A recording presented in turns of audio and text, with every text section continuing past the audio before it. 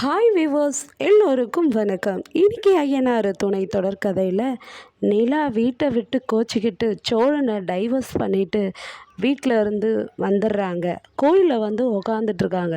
உக்காந்துக்கிட்டு அவங்க எப்படியெல்லாம் ஓடி வந்தாங்க, எப்படி அவங்களுக்கு கல்யாணம் ஆச்சு, அந்த இன்ஸ்பெக்டர் கோர்ட்டில் இவங்கக்கிட்ட என்ன சொன்னார், அதை எல்லாத்தையும் நினச்சி பார்த்து அழறாங்க.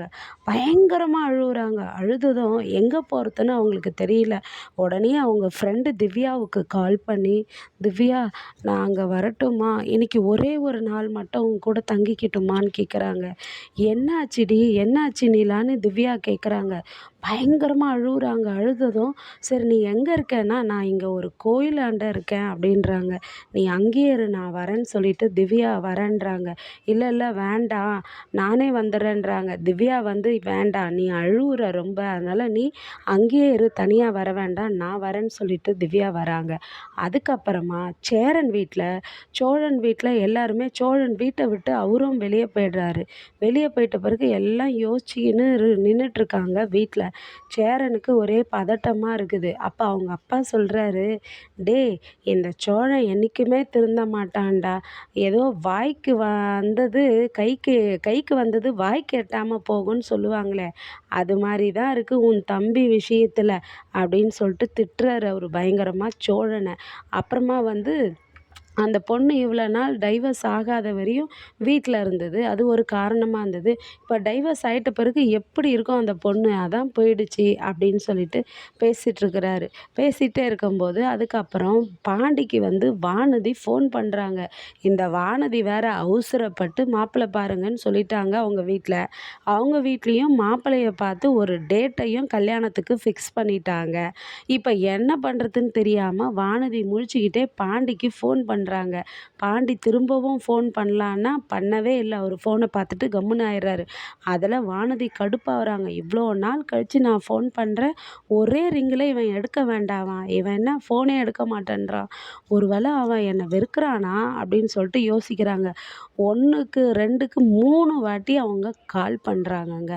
அப்போ கூட பாண்டி எடுக்கலை. ஏன்னா பாண்டியோடைய சுச்சுவேஷன் அது மாதிரி. அதுக்கப்புறமா திரும்பவும் திவ்யா வந்துடுறாங்க கோயிலுக்கு நிலாவை பார்க்க.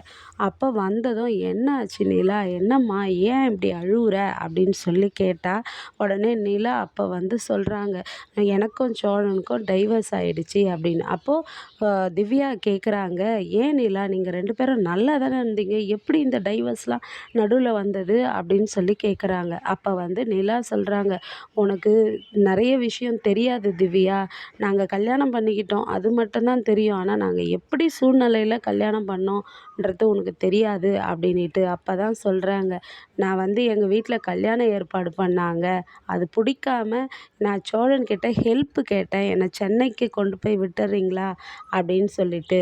அவர் வந்து என்னை சென்னைக்கு கொண்டு போய் விடுற நேரத்தில் எங்கள் அப்பா நாங்கள் ஓடி போயிட்டோம்னு நினச்சி எங்கள் மேலே கம்ப்ளைண்ட் கொடுத்துட்டாரு. அப்போ போலீஸ் ஸ்டேஷனில் வந்து இந்த கல்யாணத்துலேருந்து நாங்கள் தப்பிக்கவே முடியாது, வேறு என்ன பண்ணுறதுன்னுல நம்ம கல்யாணம் பண்ணாதான் வேறு நம்ம இதுலேருந்து தப்பிப்போம் அப்படின்னு சொன்னார் சோழன். ஆனால் போலீஸ்கிட்ட போயிட்டு நாங்கள் 2 பேரும் ரொம்ப லவ்வர்ஸ் சார், லவ் பண்ணோம், அதனால தான் வீட்டை விட்டு ஓடியாந்துட்டோன்னு சொல்லிட்டாரு. அப்போ எனக்கு கல்யாணம் பண்ணி வச்சுட்டாங்க போலீஸ் ஸ்டேஷனில். அதனால் சரி நான் சோழன் வீட்டில் எல்லாரையும் பிடிச்சதுனால, அவங்க வீடு செட் ஆனதுனால கொஞ்ச நாள் இருந்தேன் நீலா. அதுக்கப்புறமா அவர் வந்து இது மாதிரி சொன்னார் பொய் அப்படின்னவோ தான் எனக்கு டைவர்ஸ் வாங்குறப்ப தான் தெரியும், அதனால் நான் டைவர்ஸ் வாங்கிட்டேன் அப்படின்னு சொல்லிட்டு அழுகுறாங்க. சரி நீ அழாத வா அப்படின்னு சொல்லிட்டு அவங்க கூட கூட்டிகிட்டு போகிறாங்க. கூட்டிகிட்டு போனதும் உடனே வந்து வானதி என்ன பண்ணுறாங்கன்னா, அவங்க வீட்டில் கல்யாணம் வந்து வேண்டான்னு சொல்லலாமான்னு நினைக்கும்போது, இப்போ என்ன அவசரம், நான் தான் அவசரப்பட்டு கேட்டேன், சின்ன பொண்ணு, நீங்களும் அதுக்கு ஏற்ற மாதிரி எனக்கு கல்யாணத்துக்கு மாப்பிள்ளையை பார்த்துட்டீங்க அப்படின்றாங்க. உடனே அவங்க அம்மா ஒரு தொடப்பக்கட்டையை எடுத்துக்கின்னு அவங்கள அடிக்க வராங்கங்க.